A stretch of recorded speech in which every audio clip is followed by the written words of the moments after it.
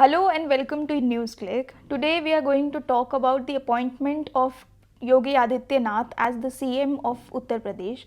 And to discuss the topic, we have with us our editor-in-chief Prabir Purkayastha. My first question to you, Prabir, is appointment of Adityanath as CM of UP. What does it signify? I think this has shocked a lot of people, including those who supported Modi in the UP elections. I think they have been shocked because Yogi Adityanath really represents the hard face in Hindutva, in the sense that he has been stopped by the Election Commission for making hate speeches. He has made what by all accounts would be called necrophilic speeches, rape of dead women, various other things that have been said by him are really far beyond what constitutionally even would be considered as reasonable or acceptable speech. It's another matter that we really have never prosecuted people for hate speech the way it should have been. By asking him to be the chief minister, the BJP is making it very clear that they don't consider Muslims as a part of who they think are of people of Uttar Pradesh. Of course, we saw that by the fact that they didn't put up any Muslim candidate, not even a token candidate was put up by BJP. So now they're basically trying to bring in an understanding that we only consider 80% of Indians as Indians, 20% who are Indian citizens, who are Muslims, are outside the pale of our thinking. So I think that's what Adityanath represents. And in some sense, it is the Gujarat politics now being institutionalized in Uttar Pradesh, because this is what happened after the Gujarat riots. Muslims really not only got disenfranchised, they also lost out in various other walks of life. They were squeezed out of their traditional occupations. They were the meat as business, the non-vegetarian food as business. These were squeezed in different ways. So there's been a whole economic attack which took place on the Muslims in Gujarat. I think we are likely to see a repetition of that now starting in UP. So what do you think will be the implications on minorities, especially Muslims, women and Dalits? Well, let's put it this way. Adityanath's views have been absolutely clear. There is no development agenda in his lexicon. That's not what he has ever said. It's only now, as being sworn in, he talked about development, Sabka Vikas and so on, but that's never been his plank. Wherever and whenever he has spoken, his speech has been divisive. So what we are likely to see is, for instance, retrogressive bills being passed, the attempt to bring cow slaughter as an offense of different kinds. You could consider it life imprisonment is being talked about. So making cow slaughter an important plank of the state and then using it to attack the Muslims in different ways. See, once you say there is this book, Law on the Statute, you can actually charge anybody with consuming beef or killing cows. So you can actually try and make all food being eaten by Muslims and say they're really eating beef and then bring them under this. Then transport of cattle or leather, which is another business Muslims have been involved with, leather tanning. The tanneries in Kanpur, for instance, run by largely Muslims. All of this now can become criminalized, and that's one of the possibilities that can take place. And this is also true, for instance, Dalits. Dalits are again in the business of either removing fallen animals, harvesting the skins thereof, and also converting the skins into leather and again creating footwear out of it or other leather goods out of it. So all of that can be criminalized.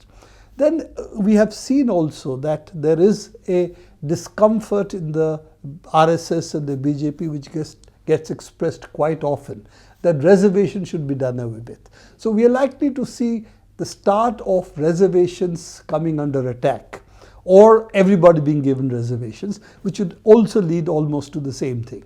So these are some of the issues we would start to see.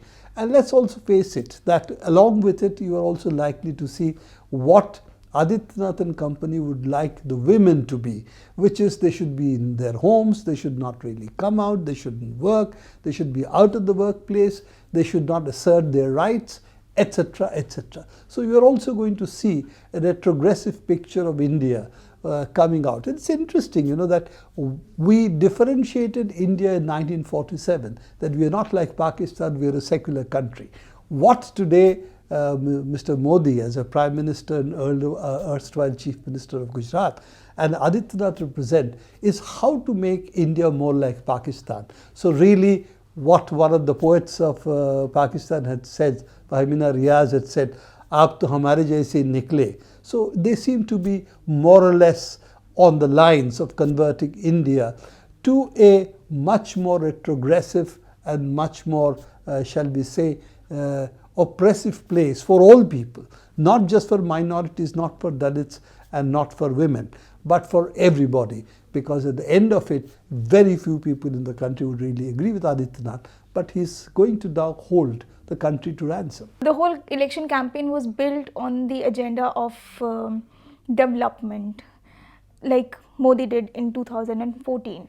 But now that Adityanath is the CM, do you think that agenda will be followed, or do you think RSS and their Hindutva agenda will take forefront? The way Modi placed the development agenda was that Akhilesh's development agenda was only for the Muslims.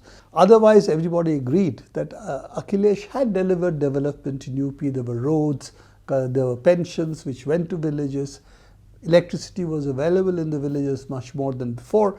So all the developmental normal targets of the state, Akhilesh was apparently able to fulfill relatively better than what had been done earlier. But the net result was that Modi and the BJP made this as if the development was only of the Muslims. So therefore, even the development agenda was really communalized. The Kabristan versus Shmashan Ghat, those kinds of rhetoric, which really that was really the agenda that he was placing. That development has been only for the Muslims. We are going to develop everybody. It's clear that target was not really development. Target was the Muslims, that they will be effectively disenfranchised, that in Indian elections, Muslims as a community will have no role in the elections. This is what was being sought to be normalized, and I think that's the biggest danger. Similarly, the Dalits, they voted for Mayawati in large numbers. So Modi can now say, or Adityanath now can say, these two communities don't matter. We've got the 60%, a majority of the 60% with us. They got 39% votes really. But they can say, we have got a majority of the 60% with us. If we have the majority of the 60%, we can run. We don't really need anybody else. Now, what kind of development we will see in UP?